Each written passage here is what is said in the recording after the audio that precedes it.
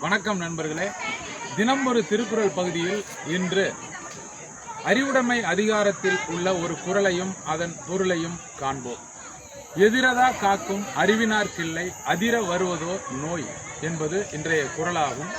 இதனுடைய பொருள், பின்னால் வரக்கூடிய துன்பத்தை முன்பே அறிந்து கொண்டு செயல்களை செய்யக்கூடிய வல்லமை கொண்ட அறிவுடையோருக்கு அவர் நடுங்கும்படியாக வரக்கூடிய துன்பம் எதுவும் இல்லை என்பது இதன் பொருளாகும்.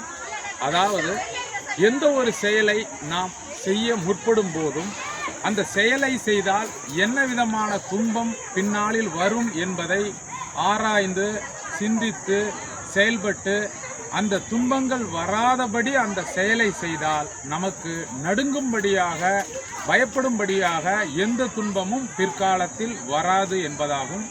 இதனை நம்முடைய தினசரி வாழ்க்கையில் நாம் பயன்படுத்துவோமாக. நன்றி, வணக்கம்.